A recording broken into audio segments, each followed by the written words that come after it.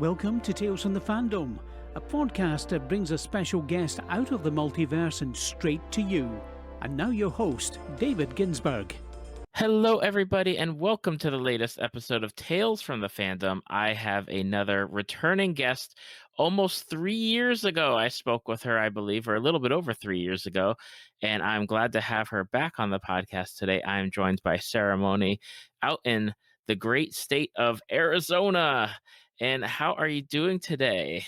Yeah, hi from Phoenix. I am doing good. It was a chill day, a work from home day, and making masks day. I've got some fabric, and so I'm making some masks for anybody who wants them on those essential visits outside the home.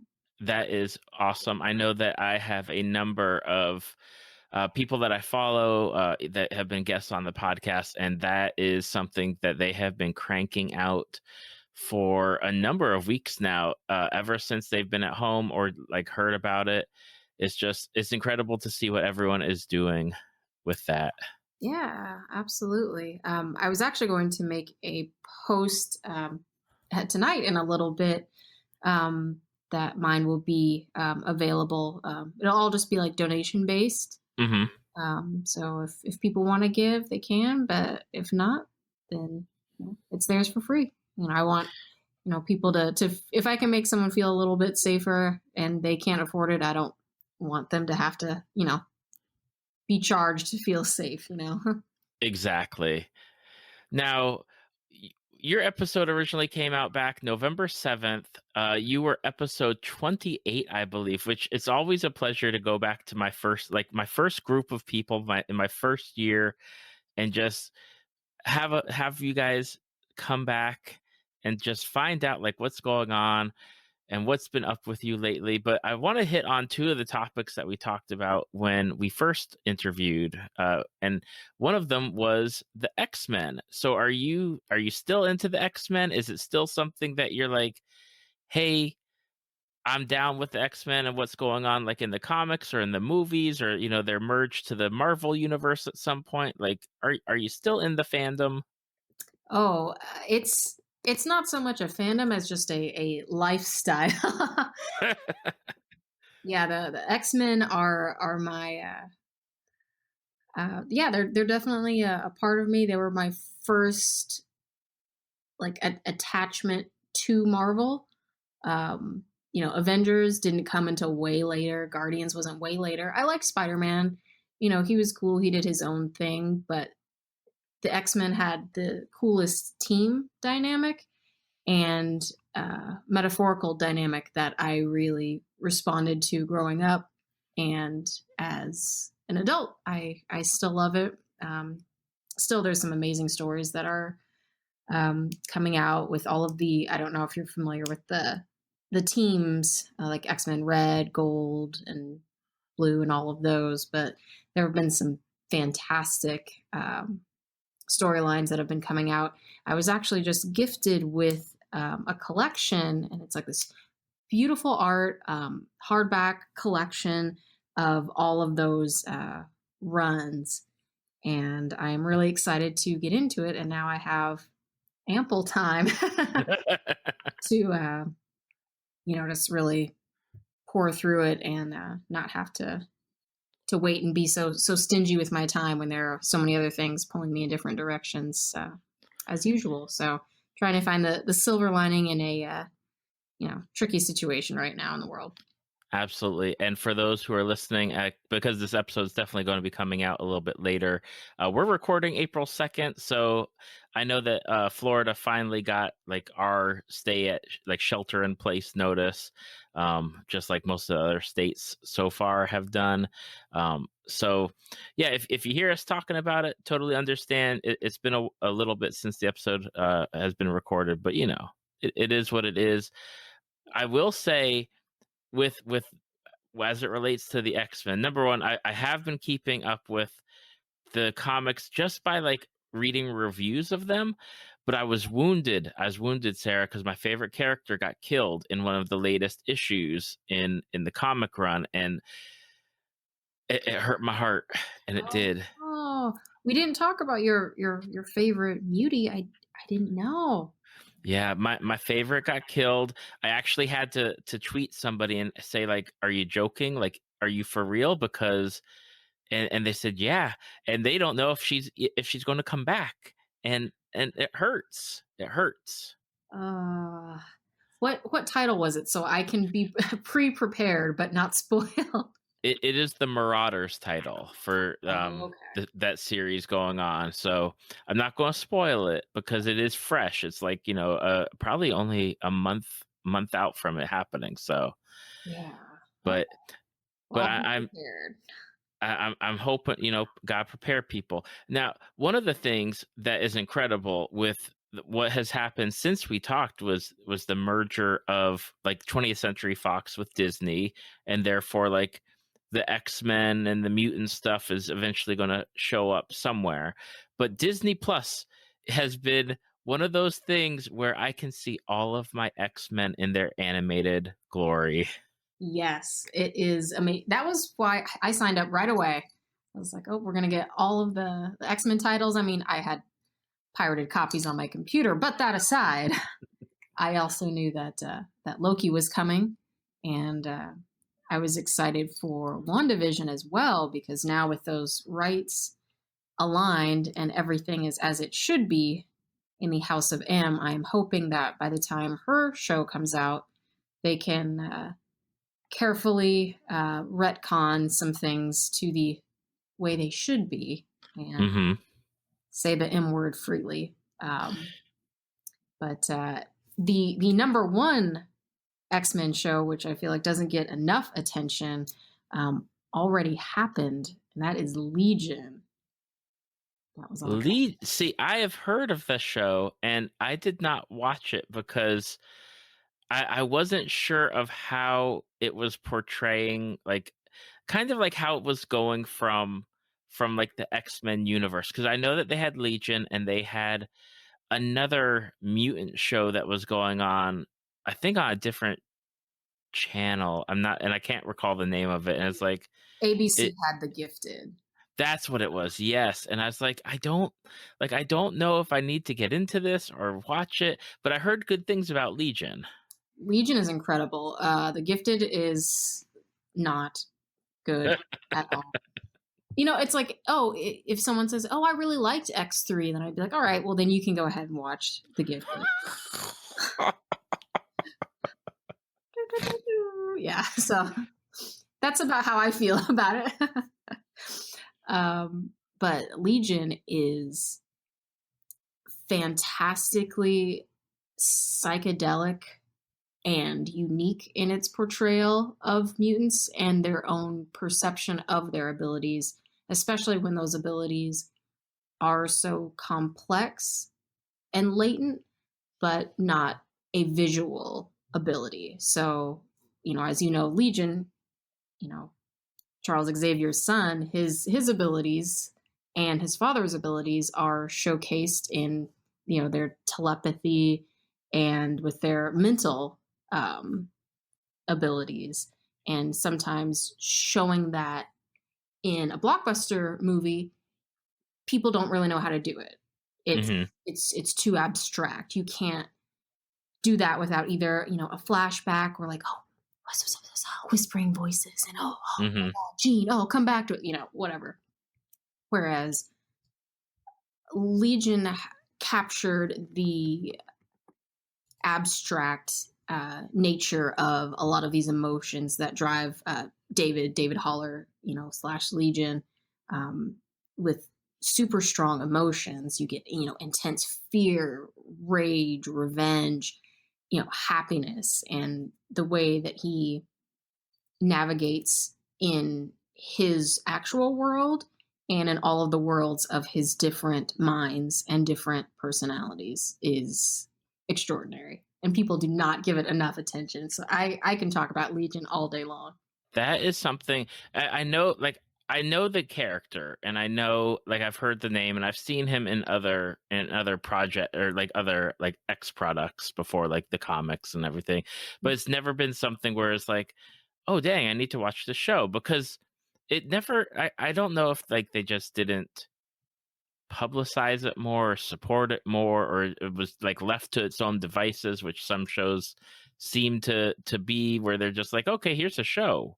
Mhm. Well, can you sell me on it? Can you connect me? Like, because I love seeing like my like comic properties come to life, Yeah. and it was never something where there was that like hook to be like, okay, you got to watch it. I loved that.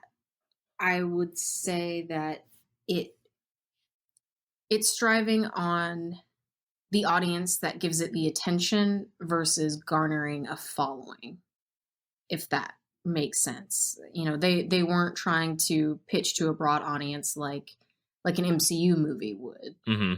Um, they found their niche and they're happy with it. You know, even the logo itself is just, you know, Legion, but there's an X inside of the O. Hmm. And that's all you get. You know, we don't say X-Men, they're not pushing it hard at all. You know, they don't even drop the M word until like it's like the 5th or 6th episode. And then as things get going, it's like, okay, things are established now. And okay, Charles Xavier just showed up. Okay, he's building the very first Cerebro. Oh my God. And it's so incredible because it's not pushed at you like, look at all these cool spectacle things. And we've seen that. So, you know, it's cool to see, wow, look at all the things that Wolverine can do. Look at how he does this. Look at how Magneto does that. And showcasing, again, the abilities that are easier to portray in film. And, you know, much like an ability that you can't see, it's not going to, you know, get as much attention. So I think it was a sleeper hit for that reason within the comic community and outside of it, because I know there were a lot of people that were watching it not knowing what it was, because it's very, I don't want to say coy, but they're not pushing it at you like, this is an X-Men property, an X-Men show. It's just, we're going to tell a story. By the way, this person is a key character within these X-Men characters from Marvel. But at the end of the day, this is just a story that happens to be from a comic book. That is, I love how you pitch it. Like, and I think they need to have, you know, had you be their spokesperson for it, because it would have gotten me to watch it, or you know, check it out somewhere, because I feel like it now. I feel like I've let the Legion down. I've let, you know, this show down, because I love things where it doesn't have to be blatantly obvious. I love like the, you know, the slow burn type shows. I like that is ultimately like the thing that I enjoy watching. Like the ones that make my head think, and you know, I sit and watch the episode and after the episode's done, I'd love to like think about it for a few minutes and, you know, talk about like what's going on with it. Whew. Yeah, they should have. They can hire me any day. I'll go back in time and say, hey, guys, watch this. But no, it's definitely a show that is addictive, that you can binge, but it also it serves the viewer very well to kind of just visually digest everything that's happening. Um, Something that a friend of mine did, who's also a very very big X-Men fan, is when she finished the series. It's all on Hulu, by the way, so everybody can jump on that. This is me talking to the invisible people that will be watching in the future, which is a little Easter egg in itself. But I digress. Watched it. She rewatched it in reverse and got more out of it that second reverse viewing, with an already very context rich story. Oh my goodness, that is some hardcore stuff right there. I'm trying to tell people.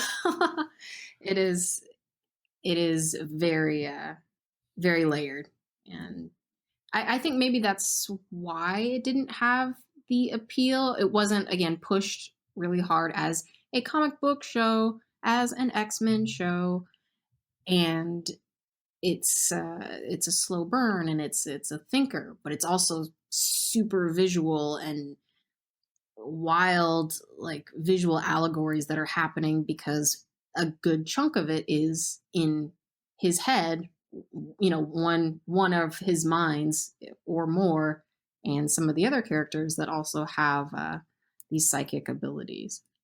So now I'm going to watch Legion. I got plenty of time to do so. A quick question that I had, because we talked a little bit about WandaVision, and hopefully having her get the mutant title, get that like switched over a little bit. If they said we're gonna have our Marvel X-Men movie, who would you love to see on the big screen when it comes to getting them on their own property? I definitely like, because to be successful, you have to kind of dabble in what household names, Mm-hmm. and things that people are kind of familiar with already. I would love to see an X Factor, particularly the run, so like 2004 to 2007 run. I think it's a great lineup, and it's a very plausible setting with the more like detective type. Yes, I love that. I love that run. Yeah, and it's got some of my favorites in it. It's got Monet St. Croix in it, which she is fantastic, and she does not get enough enough love, because it's like you have the person that has those super strong abilities, your standard go-tos, but also the telepathy and the telekinesis, and she's just a fun character that I think would translate very well to the screen. Things like Multiple Man, I think, would be a great visual that, within the right hands, Jamie could be done really, really well. Mm-hmm. So I would say that I once upon a time, before Deadpool came out, I said X-Force would be my go-to, and I would still, don't get me wrong, I would love to see that, but people have a different view of some of those characters now. And Right. also with, Logan going the way that it did, which Logan was also incredible and doesn't get enough attention. Wolverine's such a key character, and that's just one that's going to be really hard to replace in the public eye and in the visual nostalgia for everybody. It's like, oh, you can't recast Wolverine. Like, you can't. It's like, oh yeah, Joe Schmo is going to be the new Iron Man. It's like, no, that's going to be Robert Downey Jr. forever. Like, some of these characters can't James Vaughn and Doctor Who, in and out of seasons and switch up. They're just not. A lot of time has to go by, I guess, for it. Like, but I can't wrap my brain around another actor taking up that title. Right. So yeah, it would be pretty tricky. I gotcha. Now, on the flip side, I mean, and still in this the comic book field or area, we talked about Brian K. Vaughn's Saga series. Are you still reading that? Well, Saga's on hiatus right now, so I've been on bated breath for a little bit over a year now, and it ended on a cliffhanger to end all cliffhangers, and that is about all I can say about it. But it's an incredible story, and I can't wait to see what Brian does when he comes back. Fiona's art. That's what I feel about, like, Saga, in the same way that I feel about Legion. That there's a lot of themes that are going on. There's a lot of visual stimulation that's not the same old thing that you see in a genre type book. and it also has heart. Like it makes you emotional, and it's not in a ham-fisted way. It's just very, very fun, very beautiful, very sad, very funny. Uh, Gets me angry. Like it really hits everything along the spectrum, but ultimately just a super cool read that, you know, they definitely named it well. I will say that I believe you may have been the first person to talk to me about Saga, and after we had recorded the interview, I actually purchased like the first 6 or 5 trade paperbacks, and I haven't read all of them because, even though it's been almost like who knows how long, 4 years, 3 years, it like some of them are just sitting, but Hmm. I dug what I read. That's awesome. Yeah, it's they have just such a cool presentation that's approachable, but it's still fantastical at the same time. It's a really cool balance that they strike. I mean, I would love to see a Saga movie, but it's so hard to see where it will go just because that story is not even close to being finished. Hmm. Now, again, we're catching up, but there's a lot of stuff that you're into now that might not even have been in existence back in 2016, which it blows me away. But you gave me a list of different things that you're interested in. One of the ones that I know that I have watched, at least on Netflix, I didn't read the comic series, but got into, was Umbrella Academy. Yeah, that's awesome. What'd you think? I dug the show. I know that doing research after I watched it, that they made changes from the comic book, but I was really into it, and I'm excited to see what they do for season 2. Yeah, we don't have a date yet, and I'm assuming it's going to be postponed for a while just because everything's on uh, a break now with COVID. So we've got to keep Hmm. it tight. But I did have a chance to go to C2E2 really right when this all kind of exploded. It was the end of February, very beginning of March. I flew back like March 2nd. And like before, like all the cons ever were canceled and everything just Right. shut down.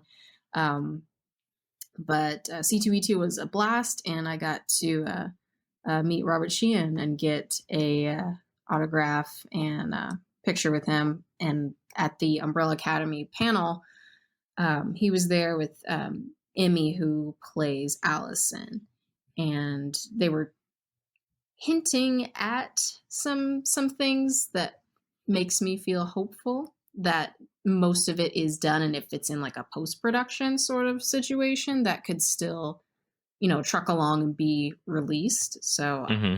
I'm really hoping that that's just not my wishful thinking. It's a good chance. What was it that drew you to Umbrella Academy?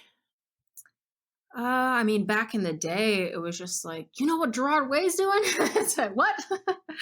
um, you know, people that were fans of My Chemical Romance and comic fans, and at the time, I this is a weird, not love hate situation, but like I liked them, the members of the band, but I never really got into My Chemical Romance.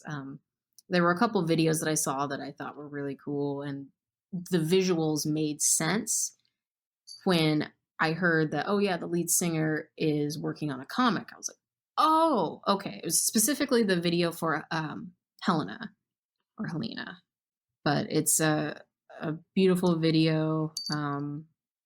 It's they have like the accented neutral color scheme. So everything's basically black and white with pops of red. And it's like, okay, this is really cool. It's very choreographed and orchestrated. And at the time, there weren't too many bands that were in that same genre family that were doing videos like that weren't just like, oh, performance and yeah, this is us just rocking out. It's like, okay, what else have we got? So that got my attention. So hearing about it, I was like, oh, okay, well, check it out. This is just kind of like on the radar. And then I kind of, forgot about it. Other things come up. It's like, oh, more X-Men stuff in that time frame. That was like right around, like, I'd say like 2000, like 2 to like 4 was like heavy music time. And then that's when, a lot of the movies started picking up. So I was like, okay, kind of fall back into comics, but music has always been a love for me. So yeah, I would say that was the bridge of interest. And then I picked up a couple and thumbed through. I was like, okay, I like this concept. And then forgot about it. They're making a show. And then I was all over it. And now I am just super anxious waiting for the second season. So it'll be interesting to see what visual changes happen, or story things they change or alter for season 2. But I am excited that Klaus got his own spin-off comic, which is really cool. And I think that is either just came out or is coming out. I don't know what the situation is with everything happening. Right. Yeah, it is, and it's just incredible to like see, I guess, like the stoppages with comics and with like comic books. Of course, like comic book stores aren't essential, so they're not open. And just like I see so many different reports of, is this going to be the end of like print comics? If depending on how long this goes, or is it going to just switch over to digital comics? It's something where it's unfathomable to think about, but at the same time, like I just people just posting their opinions and reading them, and then everything delayed, and I know WandaVision got delayed, and I've heard a lot of like announcements of, okay, we're going to be doing this final season or something, but then who knows when that's going to be. Yeah, everyone's just kind of on pause, which is it's okay, because it can be overwhelming, and there's so much to consume, and there's so much out there. I don't want to say it's like a blessing in disguise to kind of like put a stop on upcoming things for everybody to get caught up, because I do want new content to get out there. But I think that is a sort of advantage in this time. It's like, let people, you want to read all of Song and Fire and Ice? Okay. And then watch, everything all over again. And, what else can you get out of it? Watching Game of Thrones again, or like anything that's like a massive undertaking, like that series or some of the other ones. A lot of, mangas that have been going for, decades and decades. It's like Dragon Ball was, you have almost 30 years of content, from manga to anime to movies, and it's a lot to get into. Bleach just had a sort of comeback a couple years ago, which another huge One Piece, all those. So it gives people time to kind of appreciate what we have in the meantime, and get us looking forward to what will come in the future, whatever medium that takes. A wise doctor, Dr. Ian Malcolm, once said, life finds a way. And I will add on to that by saying art finds a way. Mm-hmm. So we'll be covered. Us artists are crafty. No cons right now. Okay, well, cosplays will slow down. I'm making masks. Okay, this is different, but it's still creating something. Absolutely. Well, and one of the things, because you said like art finds a way, one of the things that you had mentioned and that I had seen and started learning about through your Instagram is a I believe it's like a web comic called Lore Olympus. Yes. Yeah. It's I feel like that kind of came out of the blue, like not recently, but like a couple months ago, or like 6 months ago. I started seeing a lot of cosplayers like doing these characters. I'm like, who are these? Like, I don't know what this is at all. Yeah, it's really cool. Do you know the premise? I know nothing. I know nothing except for what I see on your Instagram, and then on a few other people that also have started like picking up like cosplaying some of the characters. Yeah. So my first time cosplaying from Lore Olympus was last year. It was last May at Phoenix Comic Con, and I picked up this series in like April 2019, but it had already been out for I think like a year before. I want to say it was like early 2018 when it started, and just kind of a true word of mouth growth that was just kind of rolling over, gaining momentum on Webtoon, which is where it's hosted and posted weekly. Um, Having the weekly posting, I think, is really good because a lot of comics will say like, "Oh, when's the next one coming out? Oh, 3 Wednesdays from now."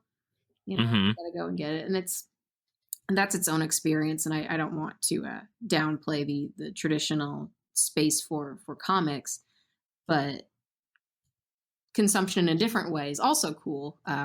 The creator, writer, and illustrator, she's a tour de force. She's in New Zealand, and it's like, how else, do you self-publish something and it's not a real big comic market there? So Hmm. a platform for all of these amazing creators to get their stuff out there is really cool. So I think just growing on that platform, and then I believe she started advertising on Facebook and Instagram, and I think that's what really broadened the audience and got us to a place where it was like, oh, okay, people know about it now, and then the cosplay always helps. I mean, we're the ultimate free advertising for any creative industry, really. It's like people that may not have ever come across a certain thing, but it's like, well, if you're into cosplay, you'll kind of get a little taste of all of these different stories, comics, shows, memes that can gain a little momentum just from seeing a costume. What's the general story of Lore Olympus? And I do have to say I love like the coloration of the characters. Like that's one of the big draws is just seeing the vibrant cut, like the character that you do, just that red is just so striking to me, like in pictures, or the there's like a blue like I just it's the colors are so vibrant for the cosplayers, and it's just it pops. Yeah, yeah, 100%. So the basic premise is Lore Olympus is a take from Mount Olympus, and it is a retelling within the Greek pantheon of the romance of Hades and Persephone. Not sure if that was the impression that you got, or if that was. The only thing I like, I just know like some of the characters visually. I didn't even know like any of the characters' names, but I knew that it was like founded in Greek myth, but didn't know that. I almost thought it was more like a boardroom type of like um business type of story just from seeing different panels. Yeah. But it's on my list of things to read, and now that again plenty of time. I have time to like start catching up on things that I've been seeing around the internet. Yeah, it's a very quick read. It's very visual, and I think that really adds to her type of storytelling, because it's very moody. Her modernization of these different myths and how they kind of piece together is really well done. What you were probably looking at for the boardroom sort of like business type environment, um, that is her re-envisioning of the underworld, which is ran like a corporation.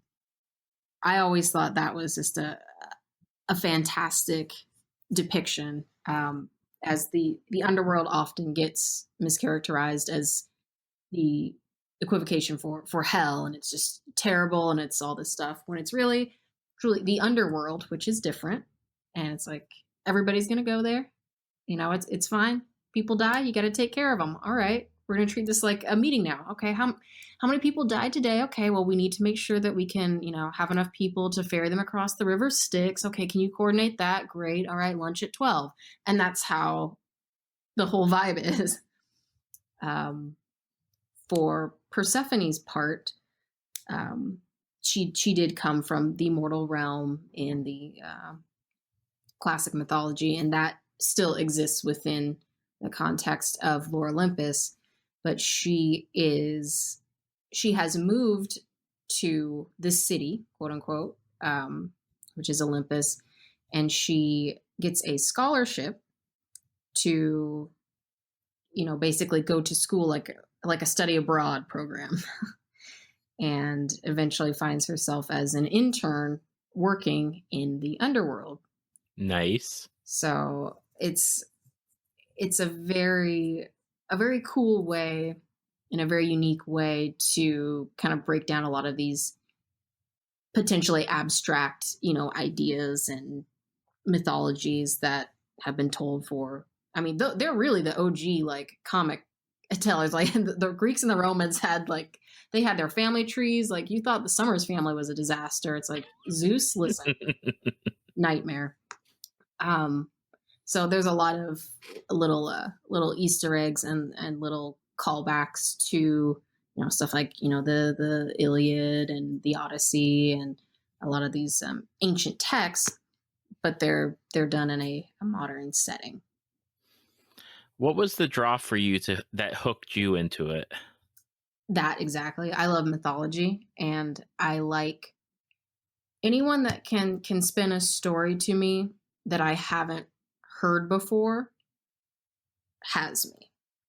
And I always thought the dichotomy of Hades and Persephone, you have your classic dark and light, and that whole, I wouldn't even say genre, but kind of like trope, was already interesting to me. So I was like, okay, you've got me. I like this.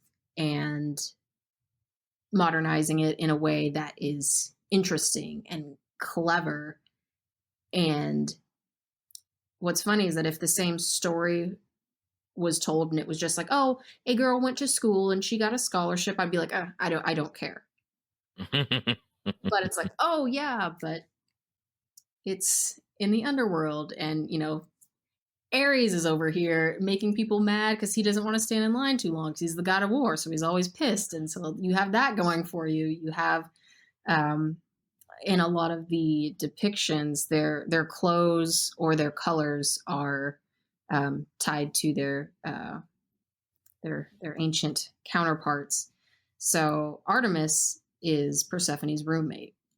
So Persephone, goddess of spring, so very light. She's the hot pink skin and hair, and has flowers, usually wears white, just like pleasantness and just an air of positivity and goodness.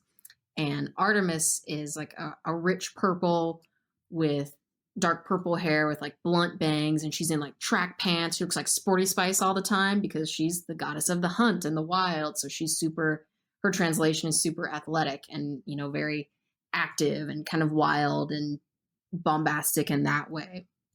So they have a fun dynamic within their little roommate situation, and then as some of the other gods and goddesses show up, they fit in different ways. And it's like interesting to see, okay, you have Zeus, who's the god of gods, king of kings in classic literature, and he still kind of holds that title, but whenever the missus is around, it's a different story. And it's like, oh, okay, Hera's here, so we're seeing a very different Zeus because of her presence. And you have Hades, that's more subdued and kind of mellow, and then Poseidon, which was a different type of disaster in mythology, is translated to just like a goofy sort of like, I'm trying to think of like a comedian or somebody that I could liken him to, but just goofy, like a Pauly Shore type, like just goofy. But it's so charming and I love it. And little things like whenever they're all together, he's usually hanging out by the pool because, he's god of the sea. So that's his little callback. And I think his wife kind of has like a mermaid siren kind of look. So they're all little subtleties that they bring in.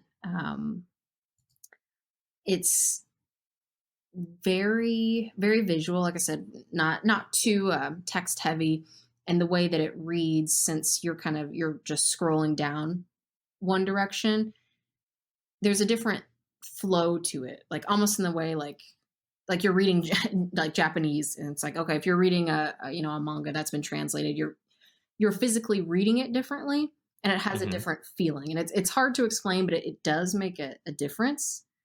From an e-reader to a traditional book, it just feels different. So the scrolling type way to just consume the story really adds to it. Some of the panels will fill up like your entire like phone or like tablet screen, and they'll just be like petals falling with like this watercolor like background, and maybe just like one or two words at the bottom. It's just like, oh, this is so just lovely, and it gives you time to like kind of process what's happened. It's also very funny. A lot of the characterization is very expressive and silly, and because they're not human, they can kind of fly off the handle in different ways when they react to things, and it's totally fine. So reading some of their interactions and the way they handle things, knowing that, who's a god, who's a goddess, and then their own little like hierarchy of, oh, well, how powerful are you? Well, oh, you're like B grade, or, oh yeah, you hang out in like the mortal realm. They're like, oh, mortals, ha ha ha, And Right. it's funny to see that sort of people are alike all over storyline, and she really taps into that in a really cool way. So that's another one that has been going on for a long time, even though it comes out every week. I mean, we haven't even got to like, they're not even dating yet, Hades and Oh my goodness. So there's a lot of character development for everybody, in their own way. It's just like little microcosms of stories and plot lines that have yet to even be fully introduced yet. So every Saturday, I'm reading. So I think they go up like in the evenings. So that's my new thing. It's like, oh, you going out Saturday? No, absolutely not. I'm staying in.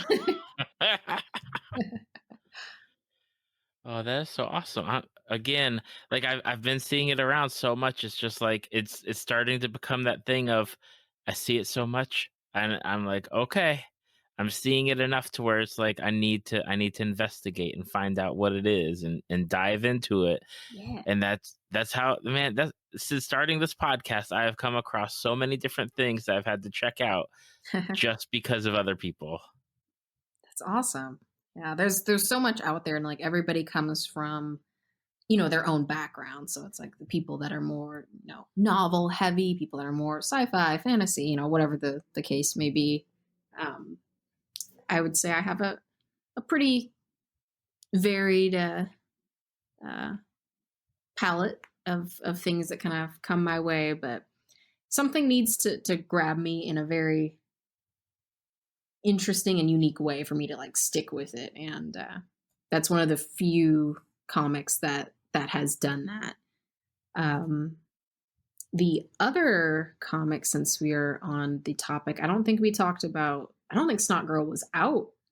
Yeah, I don't think it was out. I don't know, because I've never heard of it. I thought like when you typed it in, I was like, I don't know what that is. You're like, oh, I don't need to know this. This is too much information. Yeah, no. It is an amazing comic that, in short, is part murder mystery, maybe part social commentary on social media and that sweet influencer life. And self-reflection, introspection, really deep topics and shallow people. I think that would be the way to put it. Okay. Again, very, very funny. I don't know if all of the humor will hit, everyone in the same way. But within the costuming community, our main character, they call her Snotty Lottie. Her name's Lottie, and she has allergies, so she's always like sneezing all the time. But she's living that super, pristine influencer, my image kind of life. But a lot of times, as soon as that part of her life is over and done, you kind of see her break down a little bit, and she's just Lottie again. So it's trying to think. It's like a Jim and Jerica situation, but if Jim was kind of a jerk. But I'm definitely bringing up Jim and the holograms.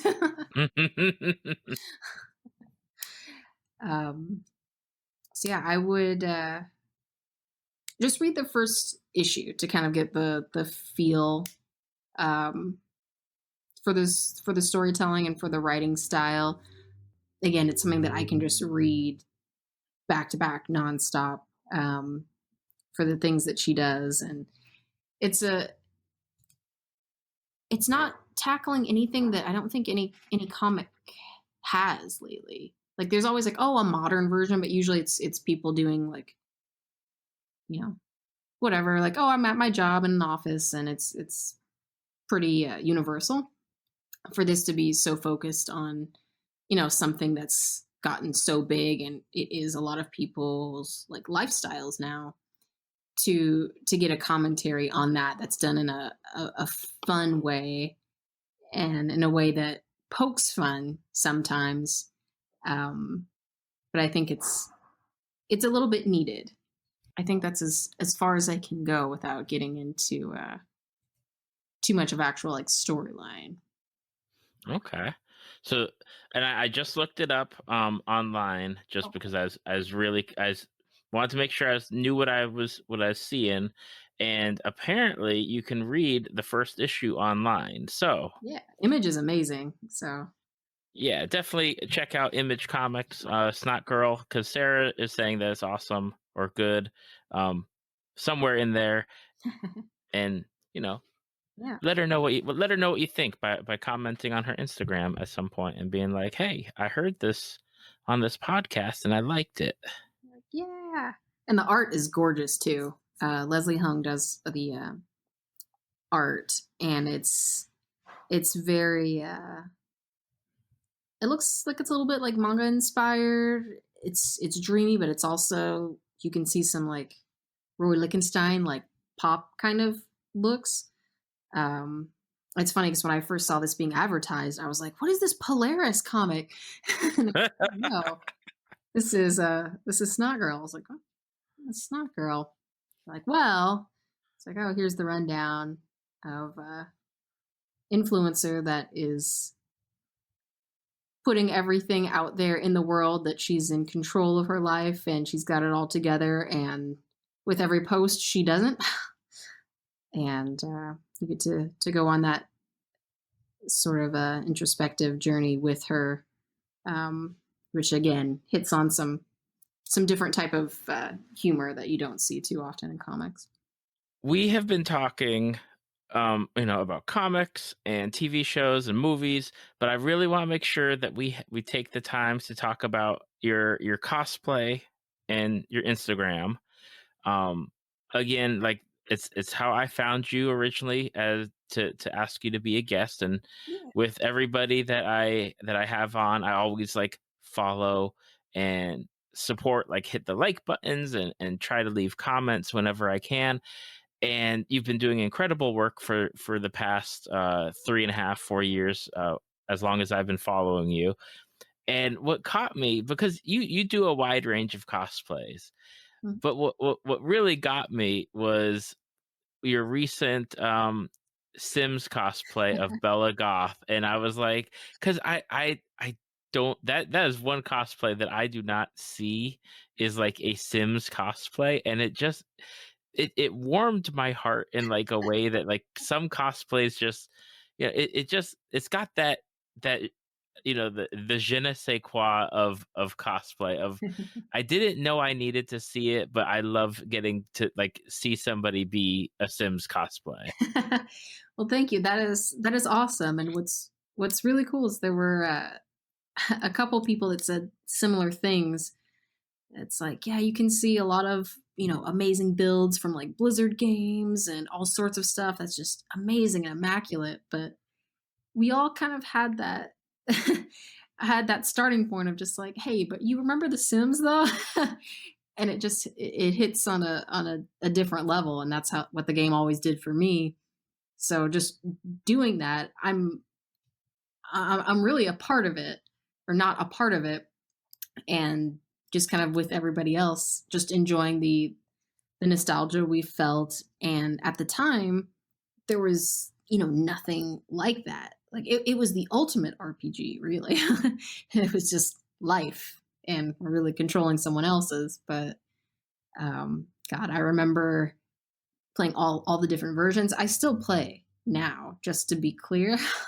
But like getting all the like expansion packs, and it was an event, and I love it, and I love that there's so many people that still feel that same they have that same soft spot towards the game. And so doing a cosplay like that, which is very fun. Like I made the dress in a day, and I made it in the morning and I shot it that like evening.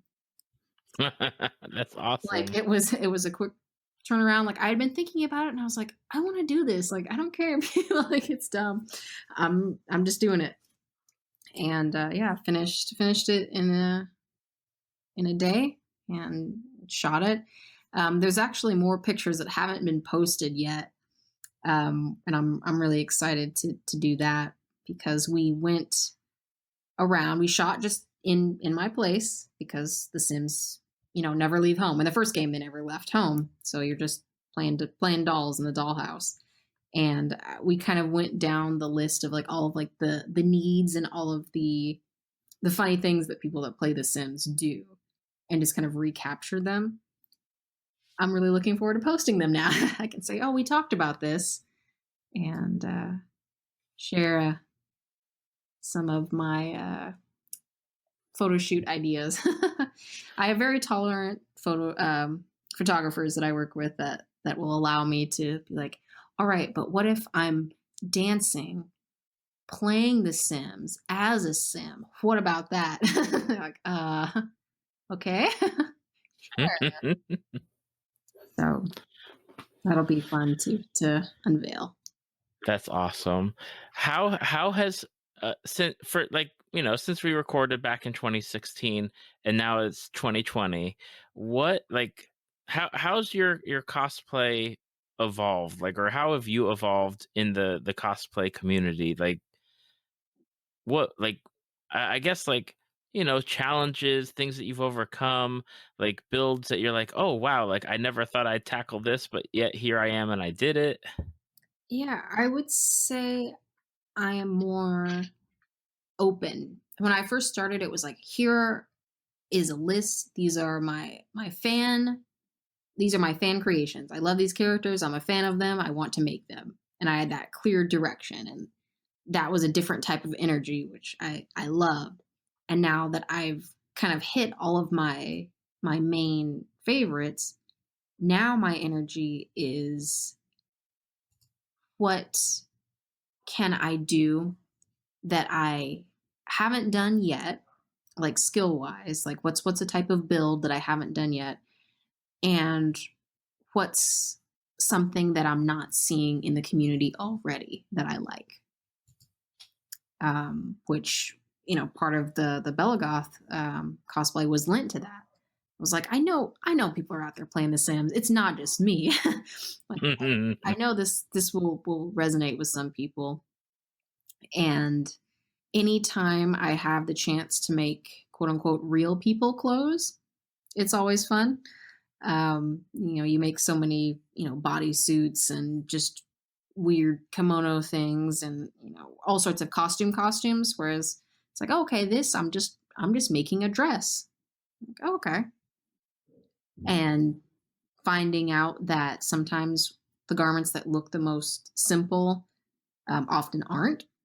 The first time I made a jacket was an ordeal. And I'm like, I could just buy this.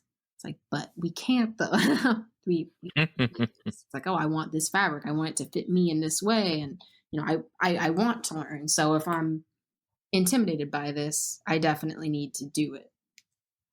So I would say that's the main difference in my energy now is what do I like that is new and also people haven't seen before, because ultimately at the end of the day, cosplay is about your own craft and the community that you craft.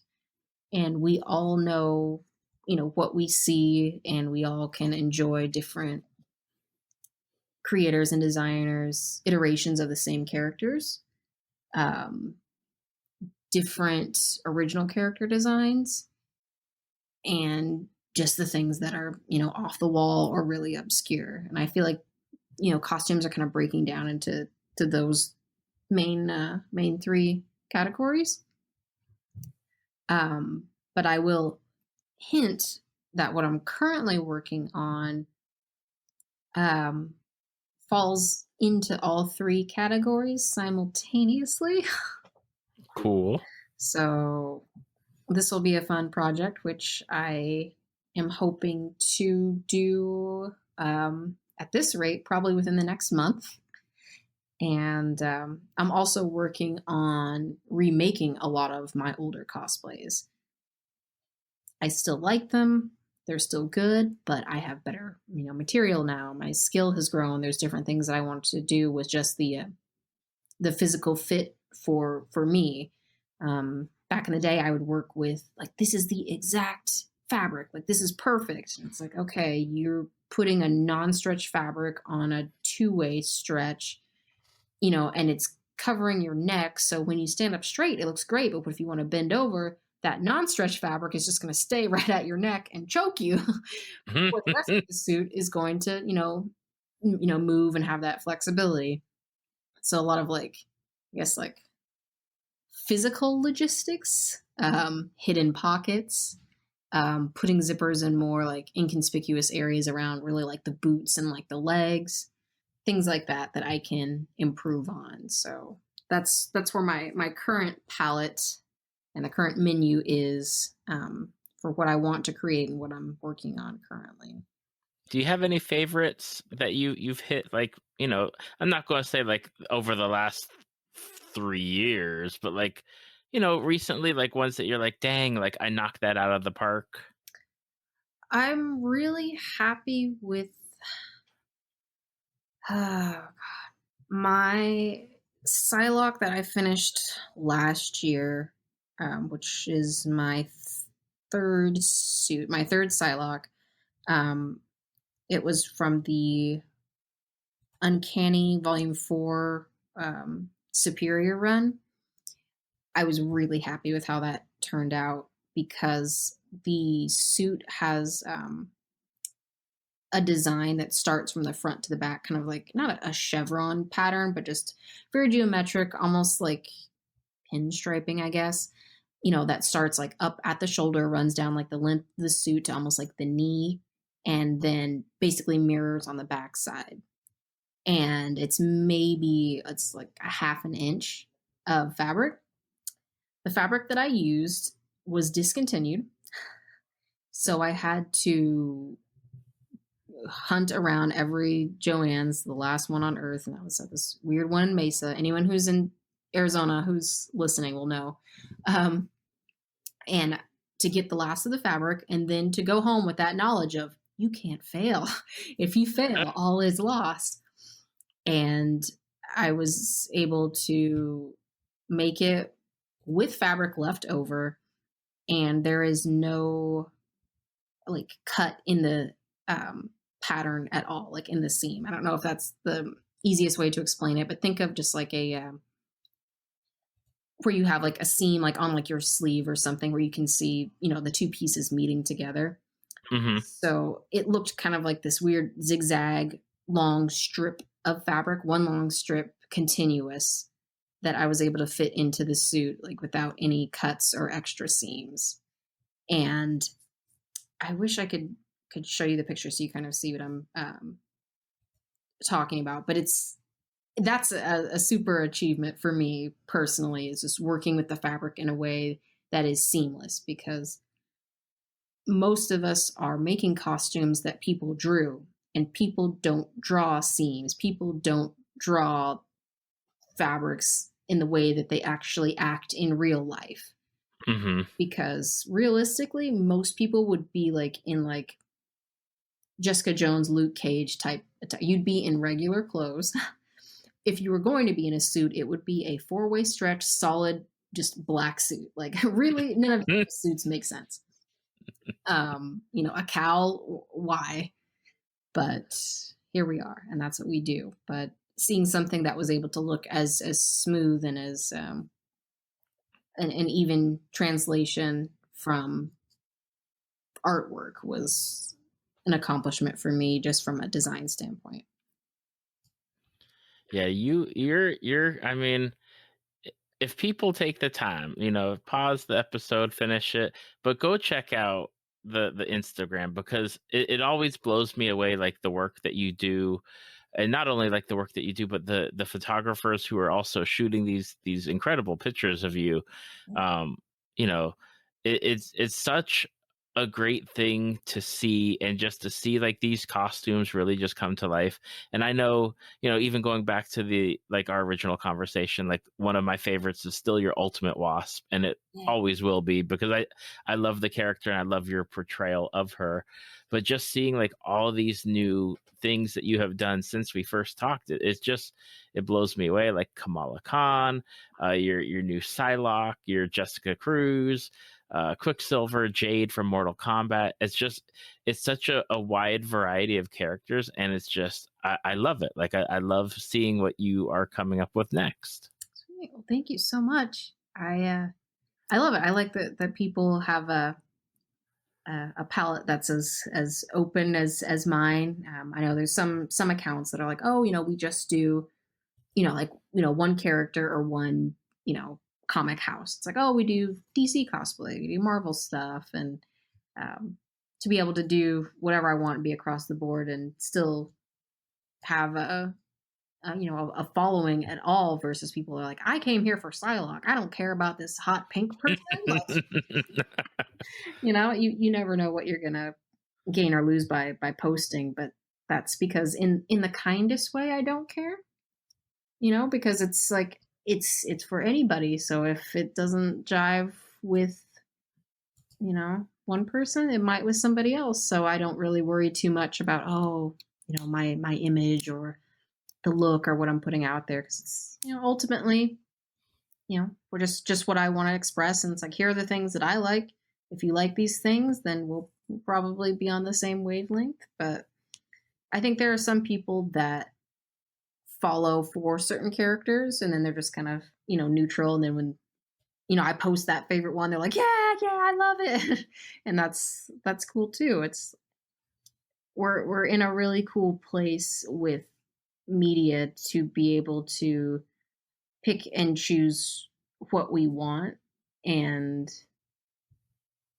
it's an interesting concept. I was talking to somebody the other day just about like TV, and like when I stopped watching TV, because it's like, oh, all of my shows are streaming or I'm watching them on YouTube. Like everything is very much like on demand. Like we can pick what we want to see.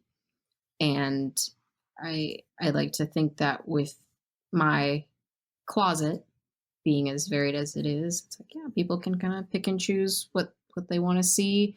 I don't do too much of one thing back to back to back for that reason. Because it's like, well, if I like everything, and it's like, oh, yeah, might as well throw it out there for whoever to see it. Exactly. Like, and I love the variety, because it's not always something new every time, but it's something new that captures my attention. And I know that one of the things before we wrap it up, the Instagram algorithm being what it is, and we were talking before we started recording, and I always, whenever I have guests on, I always follow their Facebook and their Instagram and their Twitter, and I always try to make sure like I at least like it. But I know with Instagram, getting those comments on the post, I don't know if it like makes it display more to other people or to make it pop up, because I know that I miss an incredible amount of people's posts, even though I'm supposed to be scrolling, hopefully from most recent to like, in a timely fashion. But that's not always the case, and it makes me a little bit upset. But I always try to hit that comment on people's posts so it can do whatever it needs to be done. Right, which is super appreciated because it can definitely bury a lot of content for the people who pay to have their content seen. So, the small guy doesn't always get their work out there. And it's a shame because Instagram used to not be like that, and it was a more fair algorithm. Like, I hate that even with like my close friends that just have like personal accounts, it's like, oh my God, how is your dog? I haven't seen pictures of your dog in like 3 days, and that's just not acceptable. And it's like, I've got to, go in and search for them and find their content because everything that is showing up is what Instagram thinks, I want to see. And that may or may not be, an ad or, people that I really want to follow and content that I want to see, artists. Companies will even get, they'll kind of push other accounts. Anyone who's like verified, I see them come up more. Hmm. So it's an interesting landscape, but I don't know. I think it, at the very least, causes everyone to do just that. And like, if they want to see someone's content, go to their account, and then you can see everything. So even more so than like the likes and the followers, because all of that is, I have a split opinion on it, because like the numbers are just the numbers, and no one wants to be like, oh, I have so many followers. And it's not really about that. But at the same time, those followers are people that are taking time out of their day to look at my content in one way or another. And I think to dismiss that is a gross misstep on any creator's part. So I'm thankful for the audience that I have. Um, but even if that number were to change for whatever reason, my content is still what I want to post and share anyway. So I'm just lucky that what I want to do, a sizable amount of people want to see. It is something, and I'm going to wrap it up. But one of the things that has been brought up recently with a few of my guests is like I reach out to them, as I have reached out to you and to a number like people at this point, and they're like, "Why? I don't have 1,000 followers." They're like, "I only have like 200." And I'm like, it's not like I don't care about your number. I care about like what you're putting out. And if you want to talk about it, like if you're good to talk to me, it doesn't matter. Like you could have 0 followers. And I've had people that don't have like an Instagram, or they don't they just, I found interesting people to talk to, and they're willing to talk to me about what they love. And it's like, I I look at your account and I'm like, okay, that's cool, but it's not like I'm more in it for you and like what you do, rather than like, the great numbers of followers, or the people that have 100 followers. Like Mhm. I just like the content that you're making. Yep. Yep, exactly. So that's how I feel about it. And then yeah, like I said, the flip side is just like I never want to take that number for granted, because it's like, oh, those numbers, there's people behind those numbers. And it's a cool thing. Sometimes I'll get messages that are, I have to go back and like read them a couple times, and it's people from non-English speakers that are reaching out, and they're just like, oh, love costume. And I'm like, oh my God, someone in Argentina is taking time out of their day to say like, hey, I like your stuff. Mm-hmm. That's super cool. It is. It's something, it boggles the mind sometimes, and it's incredible. Mm-hmm. So, yeah. Here's to shrinking the world. Absolutely. And now for the wonderful stuff. Sarah, if people have enjoyed this episode, or if they've gone back and listened to your old one and now they're listening to this one, where can people find you on the great vast internet so people can, give you a follow and comment and tell you how cool you are, because you're cool. Oh, geez. Well, my social security number is 5. My Instagram, which is where I'm the most active, will be Sara Moni Cosplay. So Sarah, no H, Moni Cosplay. And the same for Facebook, Sara Moni Cosplay. And on Twitter, I think if you search for that, it'll come up. But my actual handle is Crayola Kid, and that's Crayola with a K. Awesome. And I will have the links to all those in the show notes, Facebook page and website, so you can check it out. And also there will be a link to your original episode, which was released back again November 7th of 2016. So Throwback. Take a listen. Yeah, that major throwback. Check it out.